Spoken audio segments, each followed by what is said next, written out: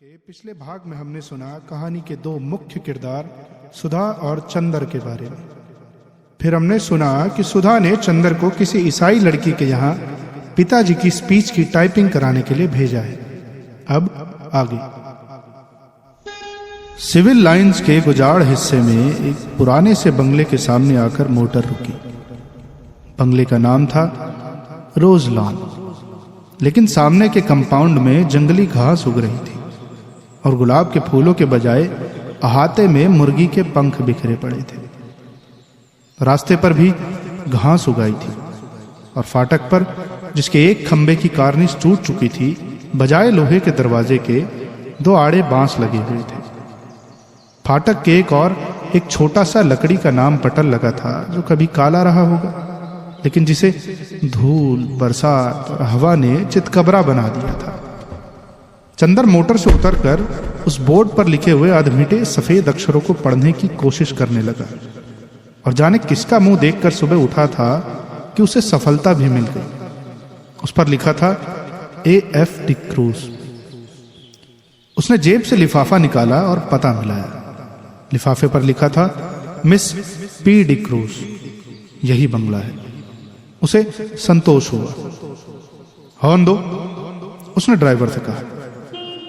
Driver ने horn दिया, लेकिन किसी का बाहर आना तो दूर, एक मुर्गा जो अहाते में कुड़कुड़ा रहा था, उसने मुड़कर बड़े संदेह और त्रारा से चंदर की ओर देखा और उसके बाद पंख फड़फड़ाते हुए, चीखते हुए जान छोड़कर भागा। बड़ा मनहूस बंगला है। यहां आदमी रहते हैं या प्रेत? कपूर ने ऊब कर कहा और ड्राइवर से बोला, जाओ तुम, हम अंदर जाकर देखते हैं। अच्छा हुजूर, सुधा बीबी से क्या कह देंगे? कह देना पहुंचा दिया। कार मुड़ी और कपूर बांस फांदकर अंदर घुसा। आगे का पोर्टिको खाली पड़ा था और नीचे की जमीन ऐसी थी कि जैसे कई साल से उस बंगले में कोई सवारी गाड़ी ना आई। वह बरामदे में गए। दरवाजे बंद थे और उन पर धूल जमी थी। एक जगह चौखट और दरवाजे के बीच में मकड़ी ने जाला बुन रखा था। यह बंगला खाली है क्या? कपूर ने सोचा। सुबह 8:30 बजे ही वहां ऐसा सन्नाटा छाया था कि दिल घबरा जाए। आसपास चारों ओर आधी फरलांग तक कोई बंगला नहीं था। उसने सोचा, बंगले के पीछे की ओर शायद नौकरों की झोपड़ियां हों। वह दाएं बाजू से मुड़ा और खुशबू का एक तेज झोंका उसे चूमता हुआ निकल गया।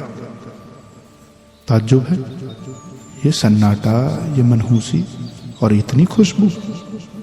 कपूर ने कहा और आगे बढ़ा तो देखा कि बंगले के पिछवाड़े गुलाब का एक बहुत खूबसूरत बाग है। कच्ची रवीशें और बड़े बड़े गुलाब, हर रंग के। वह सचमुच रोज लॉन था। वह बाग में पहुंचा। उधर से भी बंगले के दरवाजे बंद थे। उसने खटखटाया, लेकिन कोई जवाब नहीं मिला। वह फिर बाग में घुसा कि शायद कोई माली काम कर रहा हो। बीच बीच में ऊंचे ऊंचे जंगली चमेली के झाड़ थे और कहीं कहीं लोहे की छड़ों के कटघरे। बेगम बेलिया भी फूल रही थी, लेकिन चारों ओर एक अजब सा सन्नाटा था और हर फूल पर किसी खामोशी के फरिश्ते की छां थी। फूलों में रंग था, हवा में ताजगी थी, पेड़ों में हरियाली थी, झोंकों में खुशबू थी। लेकिन फिर भी सारा बाग एक ऐसे सितारों का गुलदस्ता लग रहा था जिनकी चमक, जिनकी रोशनी और जिनकी ऊंचाई लुट चुकी हो। लगता था जैसे बाग का मालिक मौसमी रंगीनी भूल चुका हो, क्योंकि नेस्टर्शियम या स्वीट पी या फ्लाक्स, कोई भी मौसमी फूल न था। सिर्फ गुलाब थे, जंगली चमेली थी और बेगम बेलिया थी जो सालों पहले बोए गए थे। उसके बाद उन्हीं की काट छाट पर बाग चल रहा था। बागबानी में कोई नवीनता और मौसम का उल्लास न था। चंदर फूलों का बेहद शौकीन था। सुबह घूमने के लिए भी उसने दरिया किनारे के बजाय अल्फ्रेड पार्क चुना था, क्योंकि पानी की लहरों के बजाय उसे फूलों के बाग के रंग और सौरभ की लहरों से बेहद प्यार था। और उसे दूसरा शौक यह था कि फूलों के पौधों के पास से गुजरते हुए हर फूल को समझने की कोशिश करना। अपनी नाजुक टहनियों पर हंसते मुस्कुराते हुए ये फूल जैसे अपने रंगों की बोली में आदमी से जिंदगी का जाने कौन सा राज कहना चाहते हैं। और ऐसा लगता है कि जैसे हर फूल के पास अपना व्यक्तिगत संदेश है, जिसे वह अपने दिल की पंखुड़ियों में आहिस्ते से सहेज कर रखे हुए है कि कोई सुनने वाला मिले और वह अपनी दास्तां कह जाए। पौधे की ऊपरी फुनगी पर मुस्कुराता हुआ आसमान की तरफ मुंह किए हुए यह गुलाब, जो रात भर सितारों की मुस्कुराहट चुपचाप पीता रहा है, यह अपनी मोतियों पंखुड़ियों के होठों से जाने क्यों खिलखिलाता ही जा रहा था। जाने इसे कौन सा रहस्य मिल गया है। और वह एक नीचे वाली टहनी में आधा झुका हुआ गुलाब, झुकी हुई पलकों सी पंखुड़ियां और दोहरे मखमली तार से उसकी डंडी। ये गुलाब जाने क्यों उदास है। और यह दुबली पतली लंबी सी नाजुक कली जो बहुत सावधानी से हरा आंचल लपेटे है और प्रथम ज्ञात यौवना की तरह लाज में जो सिमटी तो सिमटी ही चली जा रही है, लेकिन जिसके यौवन की गुलाबी लपटें 7 हरे पर्दों में से झलकी ही पड़ती हैं, झलकी ही पड़ती हैं। और फारस के शहजादे जैसा शान से खिला हुआ पीला गुलाब, उस पीले गुलाब के पास आकर चंदर रुक गया और झुककर देखने लगा। कार्तिक पूनों की चांद से झरने वाले अमृत को पीने के लिए व्याकुल किसी सुकुमार भावुक परी की फली हुई अंजलि के बराबर बड़ा सा वह फूल जैसे रोशनी बिखेर रहा था। बेगम बेलिया के कुंजों से छन कर आने वाली तोता पंखी धूप ने जैसे उस पर धान पान की तरह खुशनुमा हरियाली बिखेर दी थी। चंदर ने सोचा उसे तोड़ दे, लेकिन हिम्मत न पड़ी। वह झुका कि उसे सूंघ ही ले। सूंघने के इरादे से उसने हाथ बढ़ाया ही था कि किसी ने पीछे से गरज कर कहा, "Here you are! I have caught red-handed today." ये तुम हो, आज तुम्हें मौके पर पकड़ पाया हूं। और उसके बाद किसी ने चंदर को अपने दोनों हाथों में जकड़ लिया और उसकी गर्दन पर सवार हो गया। वह उछल पड़ा और अपने को छुड़ाने की कोशिश करने लगा। पहले तो वह कुछ समझ नहीं पाया। अजब रहस्यमय है बंगला। एक अव्यक्त भय और एक सिहरन में उसके हाथ पांव ढीले हो गए, लेकिन उसने हिम्मत करके अपना एक हाथ छुड़ा लिया और पीछे मुड़कर देखा तो एक बहुत कमजोर बीमार सा पीली आंखों वाला गोरा उसे पकड़े हुए था। चंदर के दूसरे हाथ को फिर पकड़ने की कोशिश करता हुआ वह हांफता हुआ बोला, "रोज रोज यहां से फूल गायब होते थे। मैं कहता था कौन तोड़ जाता है।" वह हांफता ही जा रहा था। "आज मैंने पकड़ा है तुम्हें। रोज चुपके से चले जाते थे।" वह चंदर को कसकर पकड़े था, लेकिन उस बीमार गोरे की सांसें जैसे छूटी जा रही थी। चंदर ने उसे झटका देकर ढकेल दिया और डांट कर बोला, "क्या मतलब है तुम्हारा? पागल है क्या? खबरदार जो हाथ बढ़ा है, अभी ढेर कर दूंगा तुझे, गोरा सुअर।" और उसने अपनी आस्तीनें चढ़ाई। वह धक्के से गिर गया था। धूल झाड़ते उठ बैठा और बड़ी ही रोनी आवाज में बोला, "इतना जुल्म है, मेरे फूल भी तुम चुरा ले गए और मुझे इतना हक भी नहीं कि तुम्हें धमकाऊं।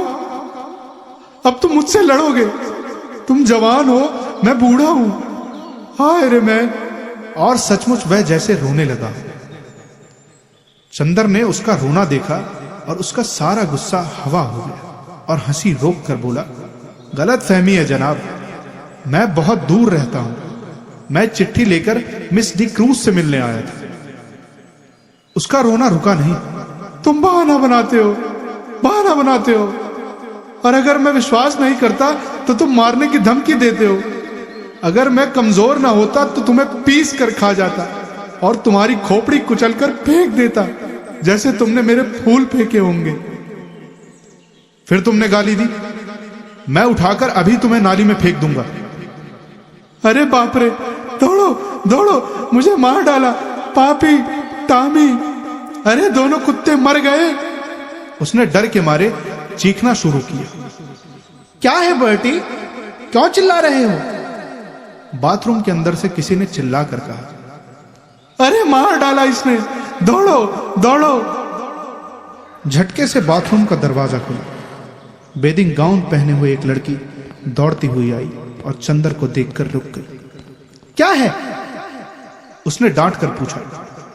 कुछ नहीं, शायद पागल मालूम देता है। जबान संभाल कर बोलो, वह मेरा भाई है। हो, कोई भी हो, मैं मिस डिक्रूज से मिलने आया था। मैंने आवाज दी तो कोई बोला नहीं, सो मैं बाग में घूमने लगा। इतने में इसने मेरी गर्दन पकड़ ली। ये बीमार और कमजोर है, वरना अभी गर्दन दबा देता। गोरा उस लड़की के आते ही फिर तन कर खड़ा हो गया और दांत पीस कर बोला, अरे मैं तुम्हारा दांत तोड़ दूंगा, बदमाश कहीं का। चुपके चुपके आया और मेरा गुलाब तोड़ने लगा। मैं चमेली के झाड़ के पीछे छिपा देख रहा था। अभी मैं पुलिस बुलाती हूं, तुम देखते रहो बर्टी से, मैं फोन करती हूं। लड़की ने डांटते हुए कहा, अरे भाई, मैं मिस डिक्रूज से मिलने आया हूं। मैं तुम्हें नहीं जानती, झूठा कहीं का। मैं ही मिस डिक्रूज हूं।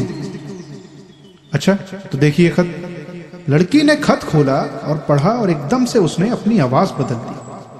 छी बर्टी, तुम किसी दिन पागल खाने जाओगे। तुम तो मुझे बदनाम करा डालोगे। आपको डॉक्टर शुक्ला ने भेजा है। उसकी शक्ल और भी रोनी हो गई। मैं नहीं जानता था, मैं नहीं जानता था। उसने और भी घबरा कर कहा, माफ कीजिएगा। लड़की ने बड़े मीठे स्वर में साफ हिंदुस्तानी में कहा, मेरे भाई का दिमाग जरा ठीक नहीं रहता जब से इनकी पत्नी की मौत हो गई। इसका मतलब यह नहीं कि किसी भले आदमी की इज्जत उतार ले। देखिए, बुरा मत मानिए, मैं इनकी ओर से माफी मांगती हूं। आइए अंदर चलिए। उसने चंदर का हाथ पकड़ लिया। उसका हाथ बेहद ठंडा था। वह अभी बस नहा कर आ रही थी। उसके हाथ के उस तुषार स्पर्श से चंदर सिहर उठा और उसने हाथ झटक कर कहा, अफसोस, आपका हाथ तो बर्फ है। लड़की चौंक गई।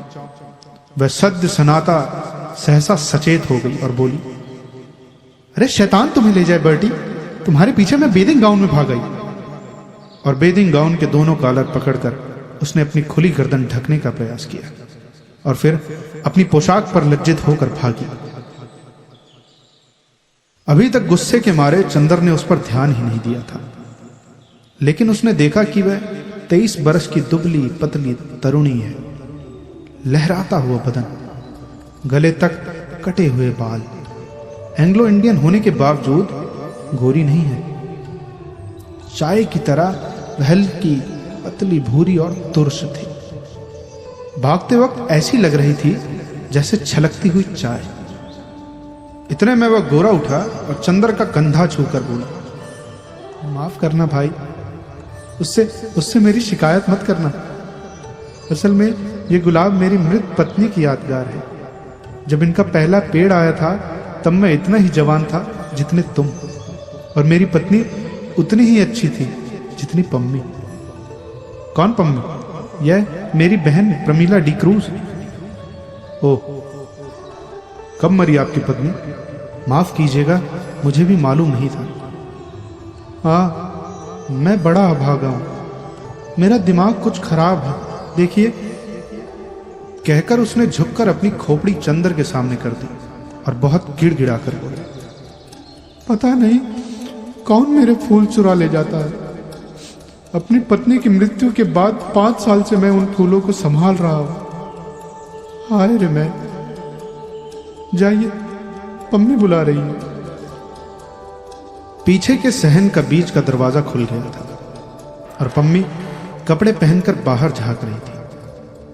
चंदर आगे बढ़ा और गोरा मुड़कर अपने गुलाब और चमेली की झाड़ी में खो गया।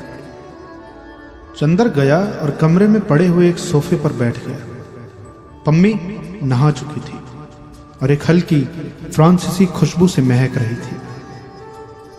शैम्पू से धुले हुए रूखे बाल जो मचले पड़ रहे थे, खुशनुमा आसमानी रंग का एक पतला चिपका हुआ झीना ब्लाउज और ब्लाउज पर एक फ्लैनेल का फुल पैंट जिसके 2 गेलिस कमर, छाती और कंधे पर चिपके हुए थे।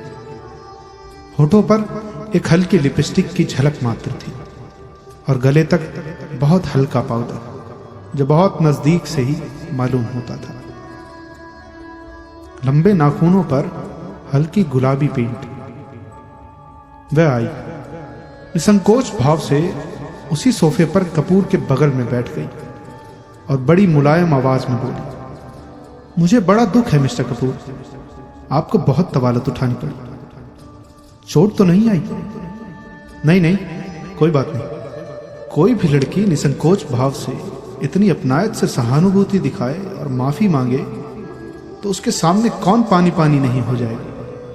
और फिर वह भी तब जब उसके होठों पर न केवल बोली अच्छी लगती हो, वरन लिपस्टिक भी इतनी प्यारी। लेकिन चंदर की एक आदत थी, चाहे कुछ न हो, कम से कम वह यह अच्छी तरह जानता था कि नारी जाति से व्यवहार करते समय कहां पर कितनी ढील देनी चाहिए, कितना कसना चाहिए, कब सहानुभूति से उन्हें झुकाया जा सकता है, कब अकड़ कर। इस वक्त जानता था कि इस लड़की से वह जितनी सहानुभूति चाहे ले सकता है, अपने अपमान के हरजाने के तौर पर। इसलिए कपूर साहब बोले, लेकिन मिस डिक्रूज, आपके भाई बीमार होने के बावजूद बहुत मजबूत हैं। उफ, गर्दन पर जैसे अभी तक जलन हो रही है। ओह, सचमुच मैं बहुत शर्मिंदा हूं। देखूं? और कॉलर हटाकर उसने गर्दन पर अपनी बर्फीली उंगलियां रख दी। लाइए लोशन मल दूं मैं। धन्यवाद धन्यवाद, इतना कष्ट न कीजिए, आपकी उंगलियां गंदी हो जाएंगी। कपूर ने बड़ी शालीनता से कहा। मम्मी के होठों पर एक हल्की सी मुस्कुराहट, आंखों में हल्की सी लाज और वक्ष में एक हल्का सा कंपन दौड़ गया। यह वाक्य कपूर ने चाहे शरारत में ही कहा हो, लेकिन कहा इतने शांत और संयत स्वरों में कि मम्मी कुछ प्रतिवाद भी न कर सकी। और फिर 6 बरस से 60 बरस तक की कौन ऐसी स्त्री है जो अपने रूप की प्रशंसा पर बेहोश न हो जाए। अच्छा लाइए, वह स्पीच कहाँ है जो मुझे टाइप करनी है? उसने विषय बदलते हुए कहा। यह लीजिए। कपूर ने दे दी। यह तो मुश्किल से 3-4 घंटे का काम है। और मम्मी स्पीच को उलट पुलट कर देखने लगी। माफ कीजिएगा अगर मैं कुछ व्यक्तिगत सवाल पूछूं।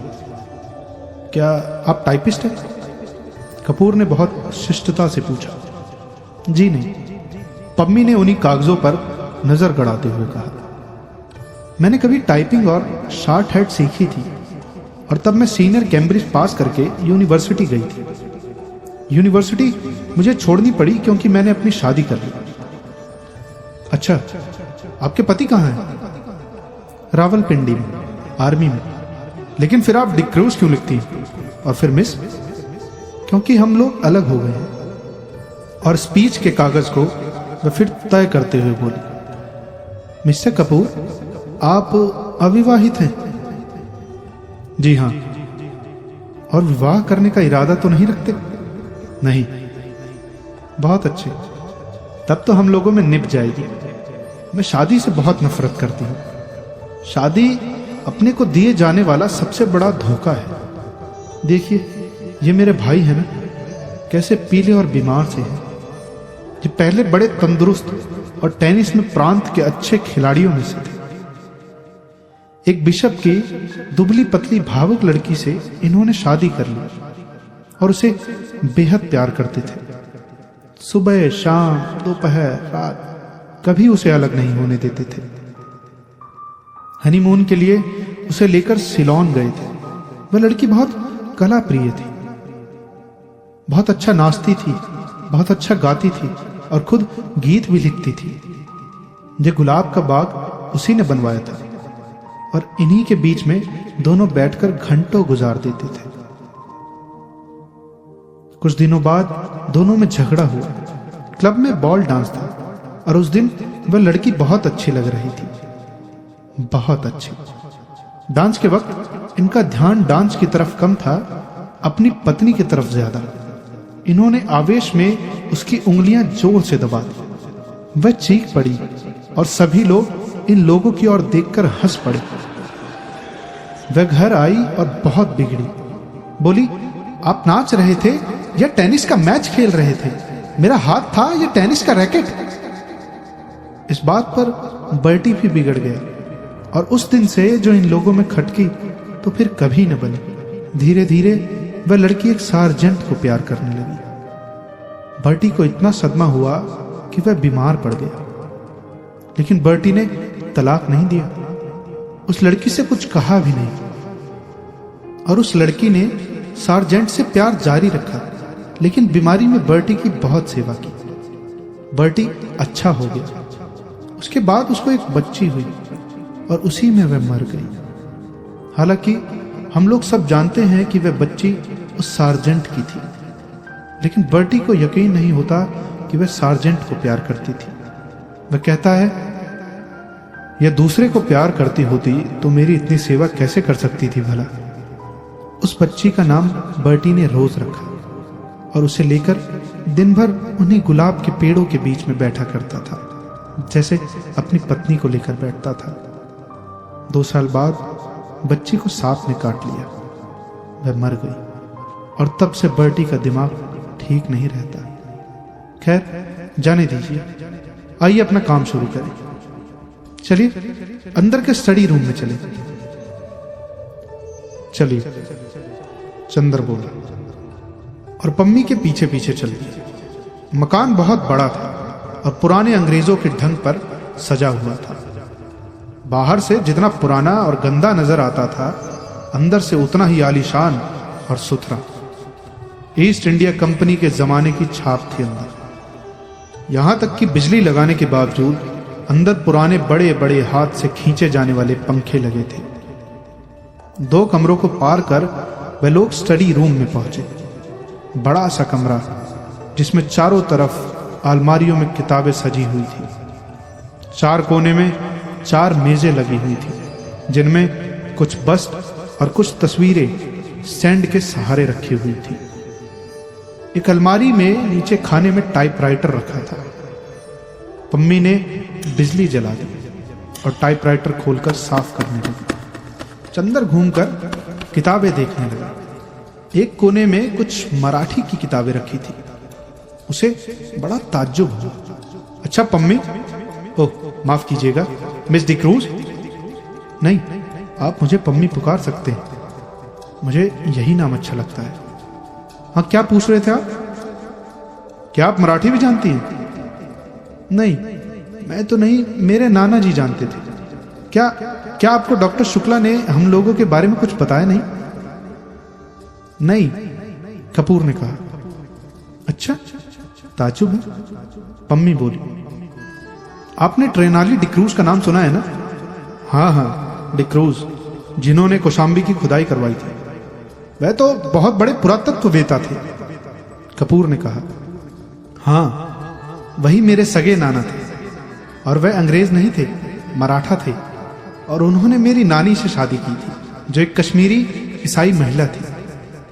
उनके कारण भारत में इन्हें ईसाईयत अपनानी पड़ी। यह मेरे नाना का ही मकान है और अब हम लोगों को मिल गया है। डॉक्टर शुक्ला के दोस्त मिस्टर श्रीवास्तव बैरिस्टर है ना, उन्होंने और डॉक्टर शुक्ला ने ही यह जायदाद हमें दिलवाई। लीजिए, मशीन तो ठीक हो गई। उसने टाइपराइटर में कार्बन और कागज लगाकर कहा, लाइए निबंध। इसके बाद घंटे भर तक टाइपराइटर रुका नहीं। कपूर ने देखा कि यह लड़की जो व्यवहार में इतनी सरल और स्पष्ट है, फैशन में इतनी नाजुक और शौकीन है, काम करने में उतनी ही मेहनती और तेज भी है। उसकी उंगलियां मशीन की तरह चल रही थी और तेज इतनी कि 1 घंटा में उसने लगभग आधी पांडुलिपि टाइप कर डाली थी। ठीक 1 घंटे के बाद उसने टाइपराइटर बंद कर दिया। बगल में बैठे हुए कपूर की ओर झुककर कहा, अब थोड़ी देर आराम। और अपनी उंगलियां चटकाने के बाद वह कुर्सी खिसकाकर उठी और एक भरपूर अंगड़ाई ली। उसका अंग अंग धनुष की तरह झुक गया। उसके बाद कपूर के कंधे पर बेतकल्लुफी से हाथ रखकर बोला, क्यों, एक प्याला चाय मंगवाई जाए? मैं तो पी चुका हूं, लेकिन मुझसे तो काम होने से रहा बिना चाय के। पम्मी एक अलहड़ बच्चे की तरह बोली और अंदर चली गई। कपूर ने टाइप किए हुए कागज उठाए और कलम निकालकर उनकी गलतियां सुधारने लगा। चाय पीकर थोड़ी देर में पम्मी वापस आई और बैठ गई। उसने एक सिगरेट केस कपूर के सामने किया। धन्यवाद, मैं सिगरेट नहीं पीता। अच्छा, ताज्जुब है। आपकी इजाजत हो तो मैं सिगरेट पी लूं? क्या आप सिगरेट पीती हैं? छी, पता नहीं क्यों औरतों का सिगरेट पीना मुझे बहुत ही नापसंद है। मेरी तो मजबूरी है मिस्टर कपूर, मैं यहां के समाज में मिलती जुलती नहीं। अपने विवाह और अपने तलाक के बाद मुझे एंग्लो इंडियन समाज से नफरत हो गई है। मैं अपने दिल से हिंदुस्तानी हूं, लेकिन हिंदुस्तानियों से घुलना मिलना हमारे लिए संभव नहीं। घर में अकेले रहते हैं। सिगरेट और चाय से तबीयत बदल जाती है। किताबों का मुझे शौक नहीं। तलाक के बाद आपने पढ़ाई क्यों नहीं जारी रखी? कपूर ने पूछा।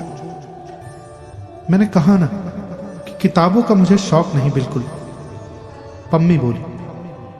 और मैं अपने को आदमियों में घुलने मिलने के लायक नहीं पाती।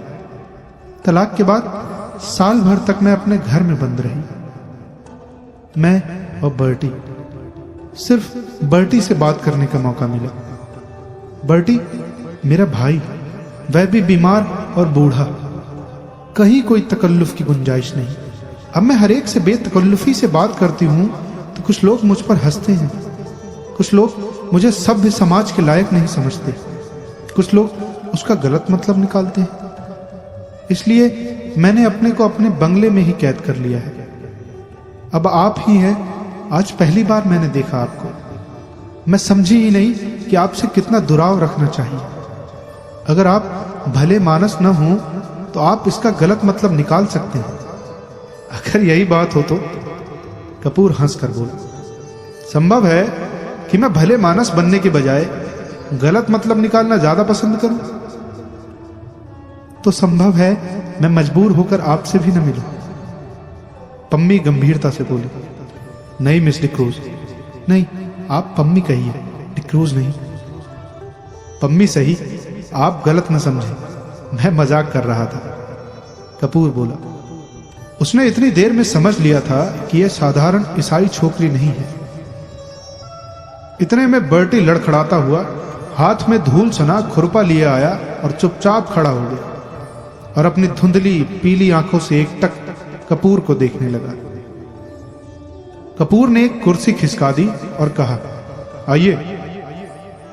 पम्मी उठी और बर्टी के कंधे पर एक हाथ रखकर उसे सहारा देकर कुर्सी पर बिठा दिया। बर्टी बैठ गया और आंखें बंद कर ली। उसका बीमार, कमजोर व्यक्तित्व जाने कैसा लगता था कि पम्मी और कपूर दोनों चुप हो गए। थोड़ी देर बाद बर्टी ने आंख खोली और बहुत करुण स्वर में बोला, पम्मी, तुम नाराज हो? मैंने जानबूझकर तुम्हारे मित्र का अपमान नहीं किया था। अरे नहीं, पम्मी ने उठकर बर्टी का माथा सहलाते हुए कहा, मैं तो भूल गई और कपूर भी भूल गई। अच्छा, धन्यवाद।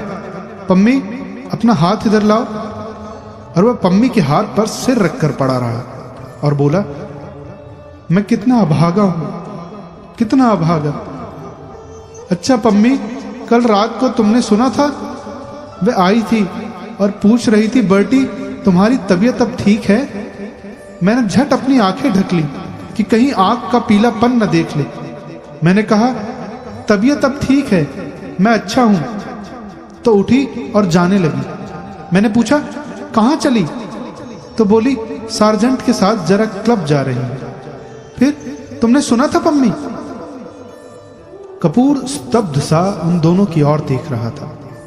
पम्मी ने कपूर को आंख का इशारा करते हुए कहा, हाँ, हमसे मिली थी वह, लेकिन बर्टी वह सर्जेंट के साथ नहीं गई थी। हाँ, तब? बर्टी की आंखें चमक उठी और उसने उल्लास भरे स्वर में पूछा। वह बोली, बर्टी के ये गुलाब सर्जेंट से ज्यादा प्यारे हैं। पम्मी बोली। अच्छा। मुस्कुराहट से बर्टी का चेहरा खिल उठा।